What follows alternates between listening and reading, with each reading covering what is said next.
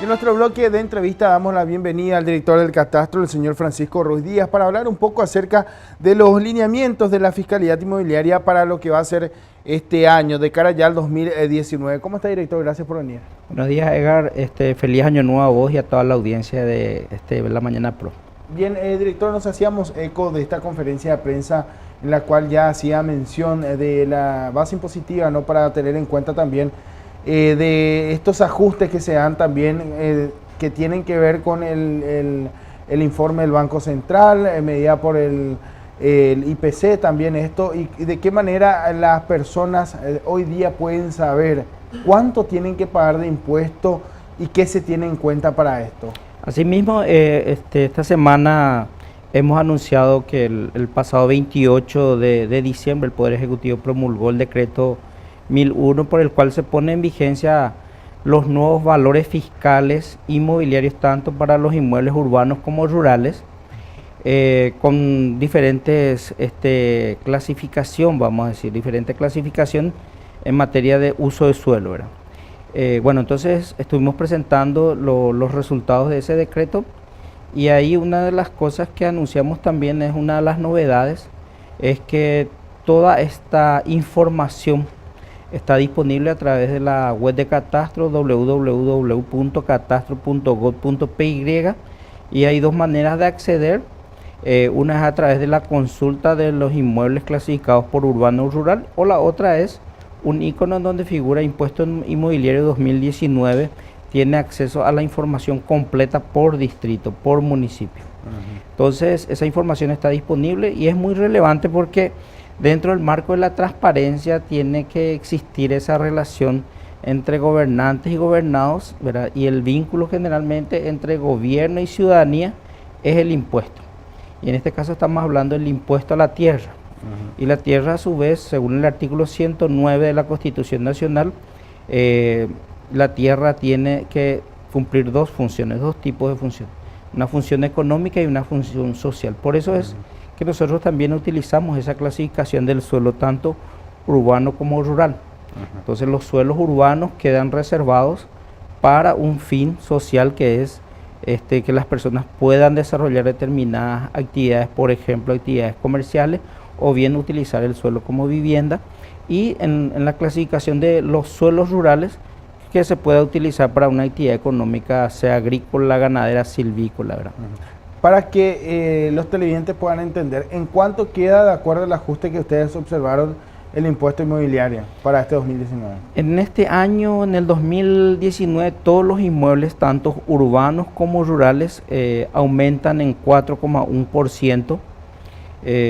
Una cifra, un ajuste menor de lo que fue en el 2018, que fue ajustado en 4,9%. ¿Este ajuste corresponde al informe del Banco Central? Este ajuste corresponde al informe del Banco Central porque la Ley 125 establece que el Servicio Nacional de Catastro anualmente debe solicitar el informe al Banco Central. Algunos se preguntarán por qué, si hace poco se anunció que la inflación es un poco más de 3%, Catastro ajusta por 4,1%. La ley establece que llegado noviembre, Catastro tiene que solicitarle al Banco Central del Paraguay el informe respecto a la variación entre el 1 de noviembre del año pasado respecto al 1 de noviembre de ese año. Una variación interanual. Interanual, de noviembre a noviembre. Sin embargo, la inflación se mide de diciembre a diciembre, vamos a decir, un mes de diferencia. Entonces, por eso es un poco la diferencia en las tasas, ¿verdad? Entonces, el Banco Central nos informa que la variación interanual del 1 de noviembre al 1 de noviembre fue del orden del 4,1%. Esto debemos entender que se enmarca dentro de la ley 125 también, ¿no? Así mismo es, la ley 125 determina este mecanismo de ajuste anual. Hay un aspecto que tenemos que empezar a discutir sobre esto, si es la mejor manera también de realizar el proceso de avalúo de los inmuebles. Hay una tendencia muy fuerte a nivel mundial de que los procesos o los avalúos de inmuebles se hagan a través de la metodología que le llaman valor de mercado. ¿Y el valor de mercado qué es? El valor de mercado es poder determinar por cada uno de los inmuebles según, vamos a decir, lo que indican las transacciones inmobiliarias. Pero para eso tenemos que tener todo un sistema, constituir primero una base, una base de datos respecto a las transacciones históricas establecer una metodología ya sea estadística, econométrica y también un aspecto central que es empezar a formar al capital humano en este sistema. Si es que vamos a tener que eventualmente cambiar el sistema de avalúo, pero también tenemos que tener en cuenta el aspecto, digamos, un aspecto vinculado con la eficiencia. Los cambios siempre producen mucho estrés. Entonces, si eventualmente uno va a tener que salir del sistema que estamos realizando ahora, que es variación por IPC, entonces tendríamos que ver una convergencia gradual, no una convergencia violenta más. Ahora, ¿qué son los valores fiscales? Porque esto es importante también aclarar para que los televidentes puedan entender. Sí. Hay diferentes formas, o sea, nosotros los economistas solemos decir que el precio es una información muy relevante en los mercados, envía una señal, o sea, si un kilo de pan cuesta 5.000 guaraníes, está enviando una cantidad infinita de información. Ese 5.000 guaraníes quiere decir un montón de cosas, quiere decir si es escaso, si es que es abundante, un montón de datos. El costo de la mano de obra tiene, pero hay cosas que no pueden ser determinadas de una manera muy fácil, ¿verdad? Entonces los economistas lo que suelen hacer es desarrollar técnicas, ¿verdad?, de avalúo. Un mercado muy difícil de medir, un mercado muy difícil de obtener precios de manera individual, o sea, inmueble por inmueble, es el mercado inmobiliario. Por diferentes motivos. Hay veces que un inmueble se transa por, digamos, a un costo muy bajo por una necesidad, o eventualmente alguien vende muy alto porque tiene que cubrir un aspecto emocional, por ejemplo, no quiere vender porque ahí vivieron sus padres. Entonces, lo que hacen casi todos los países del mundo es establecer un sistema de avalúo. En el caso nuestro, lo que tenemos es un sistema que le llamamos el de valoración fiscal. ¿Qué significa eso? Tomar, en primer lugar, clasificar los inmuebles, para qué tipo de uso se quiere. Si es para vivir o desarrollar actividades comerciales en zonas altamente densificadas, que son las zonas urbanas. O, en segundo lugar, si se quiere para una actividad productiva agrícola primaria, o sea, una actividad primaria, por ejemplo. Entonces, viene la clasificación urbano-rural. Y a partir de ahí, entonces, se empiezan a establecer ciertos atributos en los inmuebles urbanos y en los inmuebles rurales. Por ejemplo, en los inmuebles urbanos se determina qué tanta cantidad de servicios tiene, si la calle está asfaltada, qué tipo de calidad de construcción, si estamos hablando de una vivienda muy grande, ¿verdad?, con un nivel de bienestar muy alto, entonces, obviamente el impuesto, la base imponible que se construye va a ser mucho más alta. Entonces, se toman todos estos elementos, inmuebles por inmuebles, y se presume un valor. Entonces, este valor es finalmente lo que se determina como la base imponible. ¿Cada cuánto se actualizan estos datos? Estos datos son relativamente antiguos. Estamos hablando que eran los datos vigentes hacia finales de los 80. Es decir, que si en una zona urbana yo tengo una construcción de esa época y esto ha sido modificado, ¿corresponde el impuesto? Sí, claro, corresponde. De hecho, ese es un trabajo que vamos a llevar adelante de una manera importante en este año 2019 con los municipios. La gran mayoría de los inmuebles en los municipios está desactualizado. O sea, el inmueble ya tiene una construcción, tiene a lo mejor 80 metros cuadrados de construcción y eso significa... Si el informe es de qué año decía... Y nuestro informe final es de los 80 y se realizaron muy pocas actualizaciones a partir de ahí, ¿verdad? Okay, pero de los 80 estamos hablando hasta este año. Hasta este año. ¿Qué pasó? ¿Por qué básicamente ese corte violento? Porque resulta que cuando aparece la ley, todos estos valores se formaron conforme a una ley que era el decreto ley 51 del año 1951, que establecía la metodología en la cual se iban a construir estos valores y en la cual se construyeron todos estos valores, ¿verdad?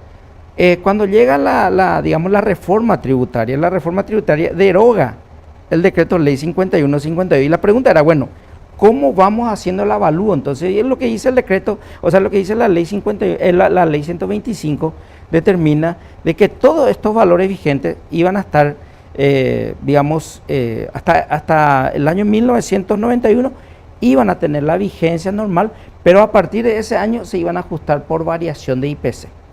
Y ocurrió incluso algo raro, porque dice, la ley 125/91 dice, cada año todos estos inmuebles serán ajustados por variación del IPC y en no menos de 5 años el valor fiscal debe ser igual al valor de mercado, ¿verdad? Entonces uno dice, bueno, pero A ver, la inflación es del 4%, pero el mercado, sin embargo, tiene tasas o índices de crecimiento por encima del 25%. ¿Qué es lo que observamos? ¿Qué es lo que observó el legislador, o sea, la persona que redactó la ley 125 en ese momento? Entonces nosotros hicimos un estudio y miramos que entre el periodo 1985-1990 la inflación fue del 28.1%. La inflación. O sea, previa a las reformas importantes que ocurrieron en la década de los 90, el Banco Central tenía una política monetaria con una inflación bastante alta, de 2 dígitos. Era lógico suponer que en 4 años, si es que aplicábamos eso, iba a llegar al 28%. Iba a llegar sin ningún problema a valor de mercado, y de hecho iba a pasar, y por eso la ley hasta preocupado topeaba. Sin embargo, hoy lo que tenemos es, el desarrollo inmobiliario fue tremendo. Siempre viene vinculado que a un crecimiento económico viene una suba en el precio de los inmuebles, los valores de los inmuebles. Por eso justamente decía Sí. que es importante actualizar estos datos, porque Claro. si no uno estaría pagando una suma ínfima No, y de hecho de impuestos. Sí, hace poco justamente en la conferencia de prensa que tuvimos nos hicieron la pregunta, ¿cuánto es la relación valor fiscal, o sea, el avalúo que hace Catastro respecto, digamos, a lo que ocurre en el mercado inmobiliario? Y entonces nosotros tenemos unos estudios que estaban publicados en la página web, y para cualquier persona que eventualmente esté interesada en esos estudios, encontramos que en las zonas rurales la relación del valor fiscal de los inmuebles es apenas 3% del valor de mercado, en promedio, a nivel nacional. Y los inmuebles de las zonas urbanas están en el orden del 18%. O sea, mientras un inmueble puede estar costando, por decirte, 100 o $100 el metro cuadrado, en una zona urbana, el valor fiscal, el avalúo que hacemos nosotros es de $18 el metro cuadrado.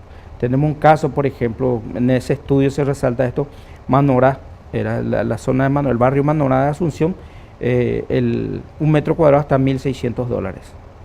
¿Verdad? Que es toda esta zona, ¿verdad? La que está ubicada acá cerca, justamente en el entorno del canal. Sin embargo, los datos que ustedes manejan, y de acuerdo a $70 el metro cuadrado. Que una diferencia $1.600 el metro cuadrado versus $70 el metro cuadrado. Por supuesto, la base imponible es $70 el metro cuadrado, ¿verdad? En otros países, ¿qué es lo que se hace? Se hace el avalúo de mercado, o sea, se calcula el valor de mercado, en este caso saldría 1.600, y se determina que la base imponible va a ser el X% de ese monto. ¿Esto se va a hacer de manera gradual o va a ser...? Debería hacerse de manera gradual, ¿verdad? Incluso cuando nos hacen consultas de cuándo eventualmente podemos hacer la sustitución de metodología, nosotros creemos de que primeramente tenemos que avanzar en 2 elementos centrales. Uno es el fortalecimiento de los catastros municipales, teniendo en cuenta lo que vos decís, Edgar, esa desactualización es preocupante. Estoy seguro que el 100% de los catastros de todos los municipios están desactualizados, incluyendo el de la capital. Y en segundo lugar es construir una fortaleza fiscal en los municipios para que tengan capacidad de cobrar. Porque aún así, teniendo un registro perfecto, un catastro que funcione de una manera perfecta y eficiente, ¿verdad? Si no tiene capacidad de cobro los municipios, obviamente la relación costo-beneficio no daría positivo para los beneficios en los municipios en este tipo de reformas, ¿verdad? ¿A cuánto corresponde el porcentaje del valor fiscal del inmueble que tiene que pagar en lo que hace justamente para sacar ya el cálculo, haciendo bien práctico, de impuesto? Y si tuviésemos que calcular sobre valor de mercado, digamos, la base imponible sería bastante elevado, ¿verdad? Habría que realizar un estudio cuánto sería el valor de mercado de todos los inmuebles de Paraguay. Y a partir de eso. ¿verdad? Hoy día un inmueble, ¿cuánto paga de impuestos? Un inmueble, dependiendo de su ubicación, por ejemplo, en la conferencia de prensa nosotros mostramos el caso de un inmueble que pagaba, no recuerdo, 160.000, un poco más, por ahí en ese entorno. ¿Pero cuánto en porcentaje? ¿1%? El 1%, la tasa es del 1%. La tasa es de 1%. La tasa es del 1%. Tenemos diferentes casos. Tenemos casos, por ejemplo, el que resaltamos la vez pasada, una hectárea de tierra en Santa Rita está en el orden de los $25.000, una hectárea, valor de mercado. Sin embargo, el avalúo fiscal es del orden de los $215. Entonces, la relación valor fiscal-valor de mercado es 0,1%. Nada. Entonces, si aplicamos el 1% sobre $25.000, tendríamos una recaudación de $250, ¿verdad? Sin embargo, hoy tenemos una recaudación, creo que 25 sería $2,5 por hectárea, lo que se recauda en Santa Rita. Entonces, por supuesto, hay una diferencia tremenda, pero tampoco los cambios pueden hacerse de una forma... Por eso decíamos que Sí, tiene que hay ser que- de manera gradual. Sí, son dos elementos. En primer lugar, trabajar con los municipios para fortalecer catastro y la administración tributaria, y en segundo lugar, obviamente, buscar los consensos para poder modificar el sistema, ¿verdad? Un Porque por ciento nos decía la base imponible para... un por ciento es la tasa del impuesto La que se tasa del aplica impuesto. sobre la base imponible para la sobre recaudación. la base imponible. Sí. Hay, digamos, multas, en este caso, Sí. en predios que, digamos, estén en zonas urbanas. Sí, ese es un aspecto muy interesante. En el caso de los inmuebles ubicados en las zonas urbanas, la ley 5.513, o sea, nosotros decimos que los inmuebles deben cumplir dos funciones. Como La decíamos al función- principio, sí, la justamente. función económica y la función social. Y la pregunta es, si un inmueble está por 5 años o por 10 años baldío o por 20 años, ¿verdad? ¿Qué función está desempeñando? Ninguna de estas funciones asignadas por Constitución. Por lo tanto, pero tampoco se puede violentar los derechos de propiedad, porque los derechos de propiedad son considerados exclusivos y absolutos, ¿verdad? Y perpetuos, ¿verdad? Y eso está garantizado también en la Constitución. La pregunta entonces, ¿cómo puedo incentivar, cómo se hace en cualquier país del mundo para obligarle a las personas que dejen de especular con el inmueble y atraer los impuestos? Entonces, en el caso nuestro hay una recarga. Por ejemplo, cuando un inmueble ya tiene 20 años en poder de una persona, la recarga es el 50% del impuesto que paga esa persona. Es decir, 1,5%. 1,5, exacto. Se calcula la base imponible, y que es la que el catastro hace el cálculo, y se aplica una tasa del 1,5 cuando el inmueble es baldío. Estamos hablando de 20 años como tope. 20 años. ¿Sí? No, es gradual. Hay una tabla que en este momento no recuerdo los valores, creo que va desde los 5 años. ¿Verdad? Si un inmueble hace 5 años está en tu poder y no hay ninguna construcción en ese inmueble, directamente ya se te aplica una X cantidad. Lo que recuerdo es cuando el inmueble tiene 20 años, se le aplica el 50%, ¿verdad? Pero en la ley hay una tabla que se establece y que es la que se aplica en el caso en que los inmuebles sean baldíos. Eso ya los cálculos van incluso desde el propio catastro, ¿verdad? Y esto lo manejan los municipios directamente. Esto lo manejan los municipios directamente. El cobro corresponde a los municipios. La misma cosa, la multa. Ellos por la ley orgánica municipal tienen la posibilidad de fijar plazos en donde cobran de manera normal el impuesto. La gran mayoría de los municipios van de enero a marzo, el periodo regular de recaudación, y si uno paga en ese tiempo posterior a marzo, ya si paga lo hace posterior a marzo, paga con multa.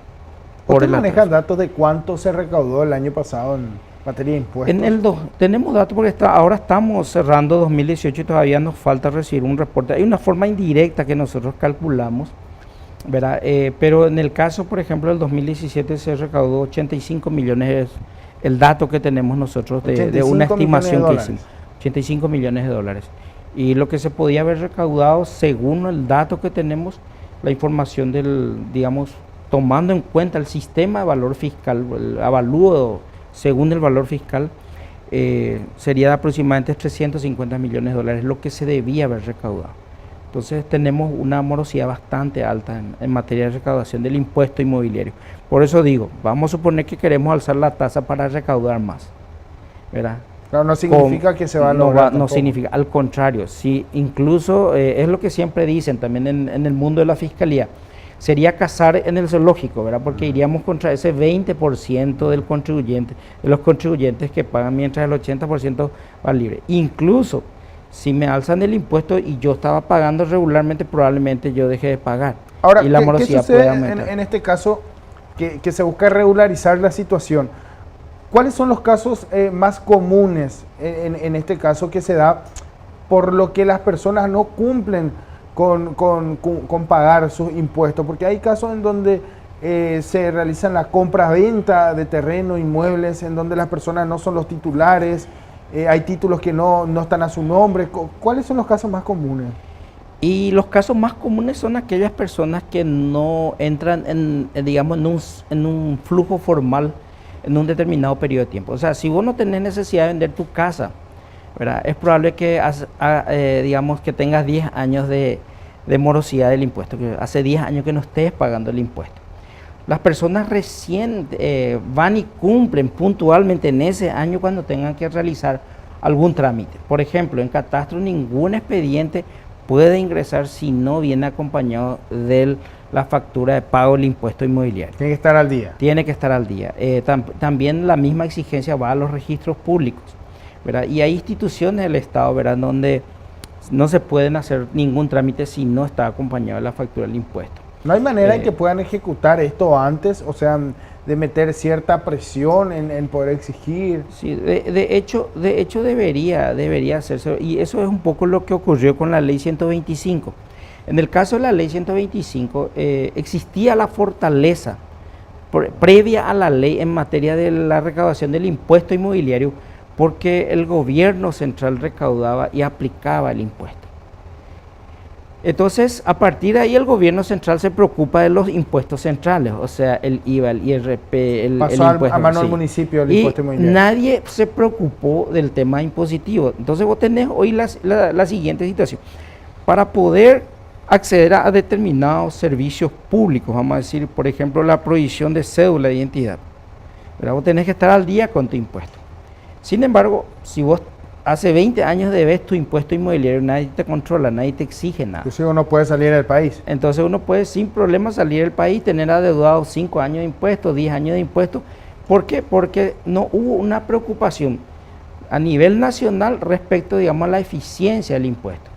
Y tenemos que tener en cuenta que el impuesto, por eso hablamos de la fiscalidad y de los lineamientos fiscales. Si no empieza a formalizarse todo este sistema tributario inmobiliario, los municipios no van a tener capacidad de proveer servicios públicos. Tenemos por un lado un crecimiento económico histórico, 15 años, un promedio 4.5% de crecimiento.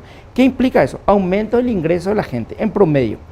Tenemos un proceso de urbanización tremendo en cada uno de los departamentos, en cada uno de los municipios, en las diferentes regiones del país. Un crecimiento impresionante del urbanismo, porque el urbanismo viene con el aumento del ingreso per cápita, vamos a decir. Y ese aumento del ingreso de las personas lleva a que demanden bienes públicos. Pero si el municipio no tiene capacidad financiera para proveer los bienes públicos, entonces obviamente vamos a tener una situación de inestabilidad en cuanto a la gobernabilidad. Gente presionando por bienes públicos y gobiernos incapaces de cumplir con eso, digamos, con la provisión de los bienes públicos. Entonces tenemos que el impuesto inmobiliario en todos los países del mundo, en absolutamente todos, tiene como fin ayudar a los municipios en cuanto a sus finanzas, a los efectos que ellos puedan proveer. O si no, que tenemos intendentes visitando el Ministerio de Obras Públicas y Comunicaciones para que le asfalte su calle, visitando el Ministerio de Salud para que se cumpla con determinación. Siempre buscan oxigenar claro, un poco, entonces de siempre, esta manera entonces la descentralización, no se logra el equilibrio. Sí, ¿dónde está la descentralización? Entonces, si finalmente tengo que venir al gobierno central a pedirle ayuda, ¿verdad? O sea, es como el caso cuando tu hijo te dice que ya puede tomar decisiones y no quiere que influya más en sus decisiones. Entonces, cuando te dice, papá, por favor no te metas en mis cosas. Finalmente. Eso es factible siempre y cuando él financie sus propios gastos. Ahora, si él te pide el sábado a la noche plata para cargar el combustible porque quiere salir, obviamente vos le vas a dictar pauta. Entonces no ocurre, digamos, esa independencia. Y acá, la descentralización va a ser factible el día en que los municipios no tengan que estar solicitando transferencias, ¿verdad? En todos los países del mundo ocurren las transferencias. Lo que tiene que ocurrir es que tiene que haber un mayor esfuerzo y las independencia económica. Tiene que financiarse con los impuestos autónomos municipales, vamos a decir. Entonces, tenemos que hablar de fortalecimiento de la descentralización o la descentralización efectiva a partir de las finanzas municipales. Pero mientras no empecemos a hablar de estos temas, tampoco vamos a tener una descentralización tal cual mandata la Constitución Nacional. Tampoco vamos a tener gobiernos locales fortalecidos para proveer las necesidades de su gente. Y tampoco vamos a tener la construcción de un sistema en el cual los gobiernos respondan a la ciudadanía y la ciudadanía a su vez sean responsables en cuanto, digamos, a su rol social, por decir, ¿verdad? Porque Muchísimas gracias, la ciudadanía director. cumple Nos ese quedamos rol. lastimosamente No, sin tiempo. sí, Agradecemos su presencia y bueno, por darnos todos los detalles de lo que se tiene que tener en cuenta para este 2019 y lo que se debe hacer sobre también los lineamientos de la Fiscalía Inmobiliaria para este 2019, y reiteramos también a los televidentes que pueden acceder a la página web de Catastro para poder tener todos estos detalles, también el último boletín en donde se informan todos estos detalles. ¿Está bien? Así mismo, gracias. Gracias.